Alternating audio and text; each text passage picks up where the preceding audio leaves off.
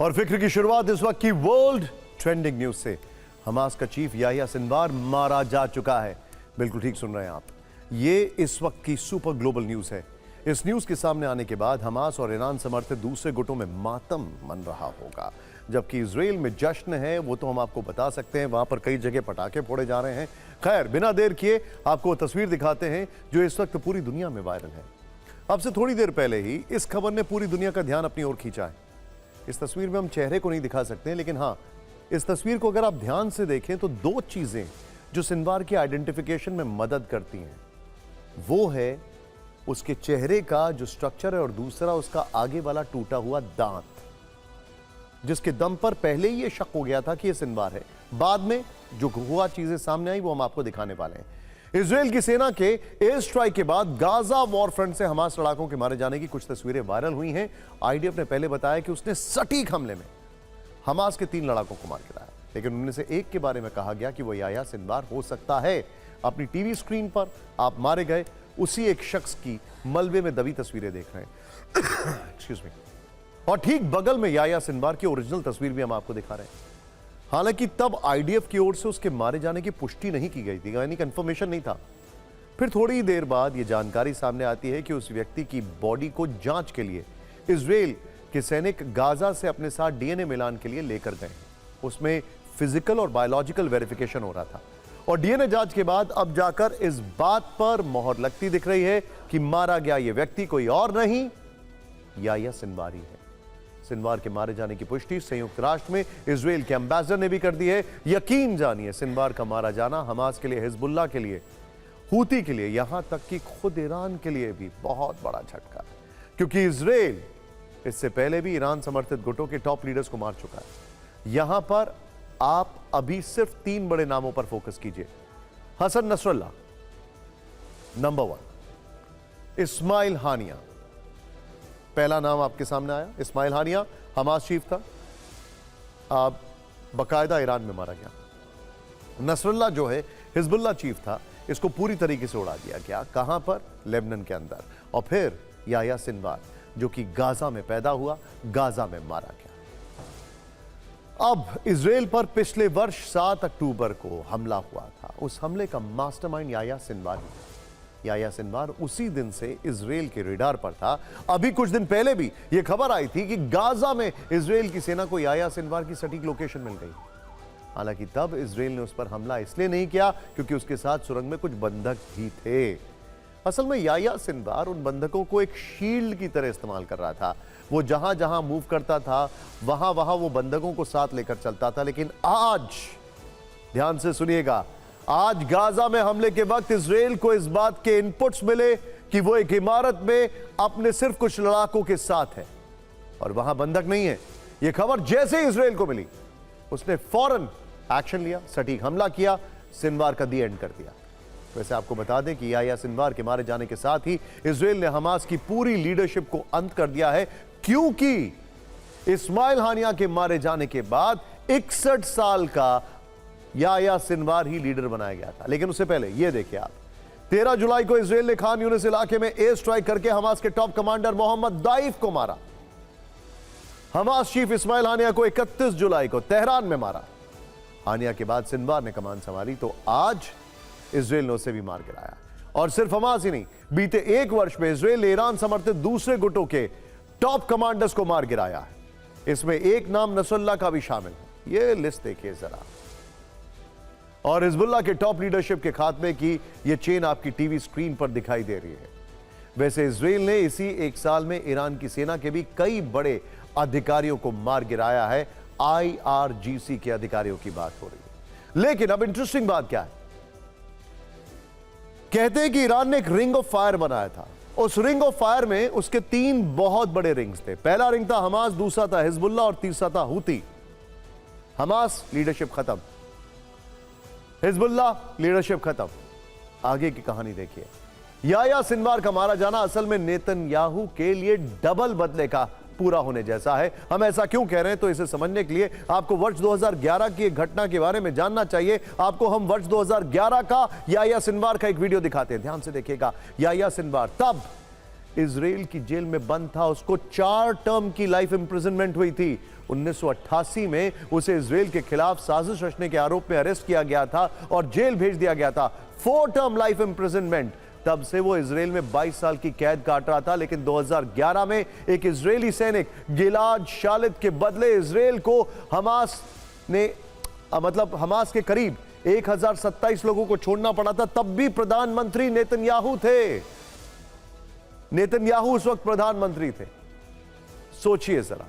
और इन 1027 लोगों में से एक सिनवार भी था जो छोड़े गए, और एक सैनिक के बदले इतने लोगों को छुड़ा पाना इजराइल पर उसकी बड़ी कूटनीतिक जीत थी। सिनवार उसी दिन से नेतन्याहू के प्राइम टारगेट पर था, और जब उसने पिछले वर्ष 7 अक्टूबर को इजराइल में घुसकर नरसंहार किया, तब उसने करीब, ये है वो सोल्जर, ये देखिए नेतन्याहू के बगल में इलाद गिलिट, जिसको छुड़ाया गया था 1027 लोगों के बदले में, फिलिस्तीनी प्रिजनर्स के बदले में। सोचिए, 400 लोगों को हमास ने बंधक बनाया 7 अक्टूबर को।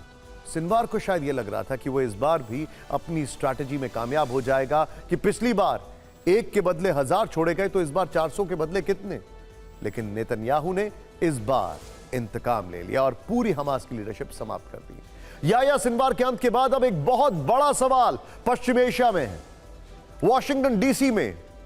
वो सवाल यह है कि अगला नंबर किसका है। इजराइल के टारगेट पर अब कौन होने वाला है? क्या इजराइल की हिट लिस्ट में हूती चीफ है? क्या इजराइल की हिट लिस्ट में ईरान की टॉप लीडरशिप है? सिनवार के मारे जाने के बाद तेहरान में हलचल है।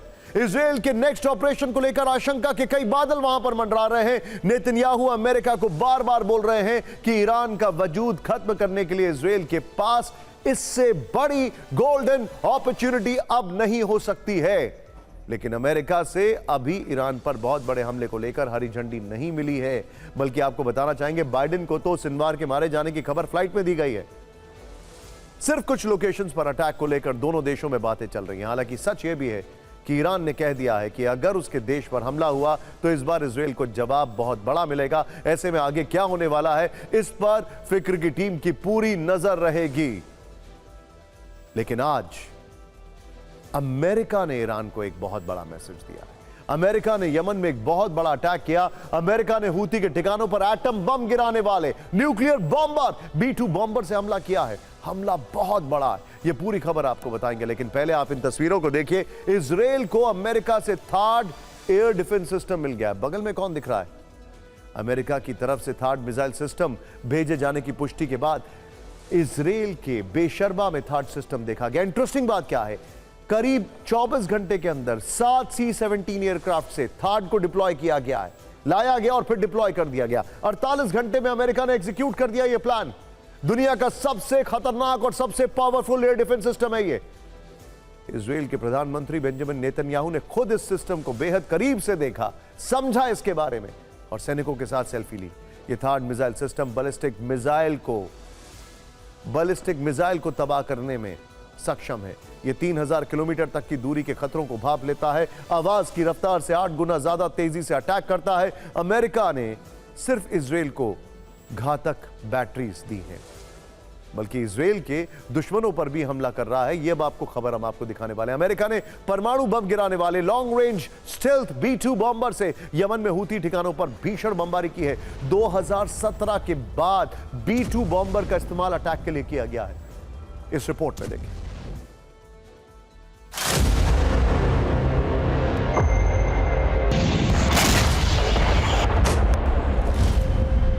हजार किलोमीटर प्रति घंटे की रफ्तार, 70,000 किलो वजन और करीब 50,000 फीट की ऊंचाई पर उड़ने वाले ब्रह्मास्त्र से इस बार अमेरिका ने यमन पर हमला किया।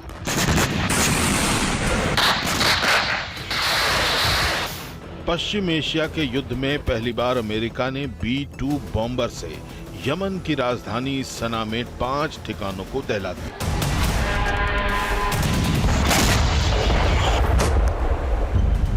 जिस वक्त इजराइल सीरिया से लेकर लेबनान और यमन तक हूती और हिजबुल्लाह के ठिकानों पर बारूदी स्ट्राइक कर रहा है, उस वक्त अमेरिका ने हूती पर B-2 स्टील्थ बॉम्बर से हमले किए। हमले के बाद की ये तस्वीरें इस बात की गवाही दे रही हैं कि आखिर यहाँ कितनी तबाही हुई।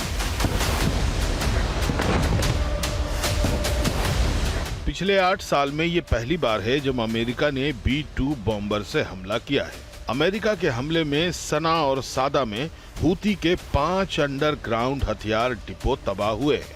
हूती ने ये हथियार रेड सी में हमलों के लिए रखे थे। हूती इन हथियारों का इस्तेमाल अदन की खाड़ी में हमले के लिए भी करता था।